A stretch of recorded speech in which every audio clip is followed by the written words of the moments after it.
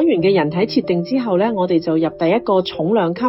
主角人體最大嘅器官皮膚。冇錯，最大嘅唔係肝，唔係肺，係皮膚。咁如果攤開咗呢，面積大約呢有2平方米，重量呢就因人而異，大概4.5到6.8千克左右。結構都好清晰㗎，入邊係真皮，層出邊係表皮，表皮最外面呢仲有一層角質層，好似一件你每日都着住、每日都更新嘅盔甲。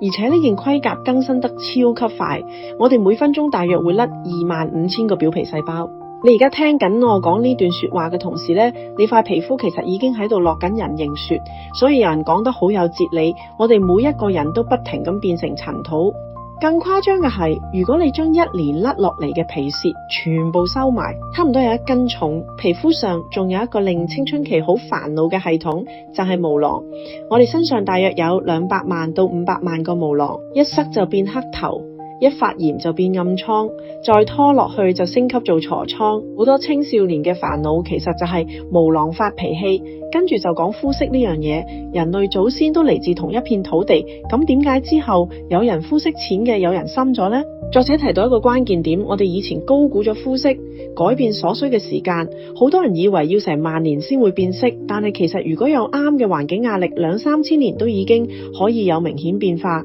你睇一個地方住耐啲，膚色就會慢慢被調整。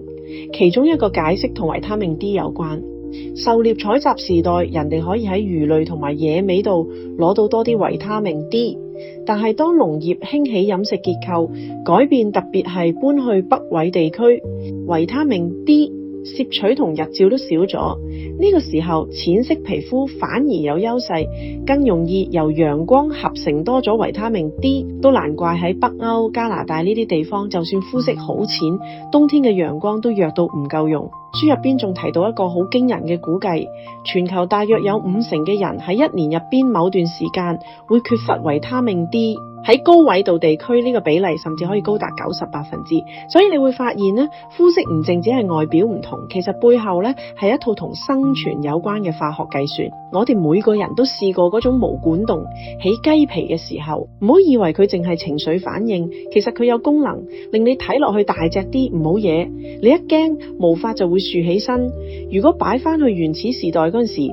人身上嘅毛更加密，成個人會脹大一圈，視覺上嚇人好多。所以毛管戙起雞皮呢套系統呢，本質上就係一種遠古嘅威嚇裝置。我先令自己大隻啲，等對方先怯一怯。再講下毛髮嘅壽命表啦。頭髮幾長情可以陪你6到7年，但係腋毛呢就好短期合作，大約係半年一輪。頭髮每日平均生長大約係1/3毫米，同時呢都會持續甩落。你以為佢好穩定？其實佢每日都喺度更新，跟住就係皮紋，即係我哋嘅指紋同埋掌紋。佢究竟有咩用？老實講，啲人可以俾到一個確定嘅答案。咁我哋通常話呢，每個人指紋都唔同，但係嚴格嚟講呢，咁唔係一個可以徹底證明嘅科學結論，只可以話到而家為止仲未有人發現有2個人嘅皮紋係完全一樣。有人估計好似輪胎花紋用嚟增加摩擦力，抓得更穩。咁但係咧都有啲人天生皮紋好光滑，皮紋症呢類人咧就會遇到一個好現實嘅麻煩，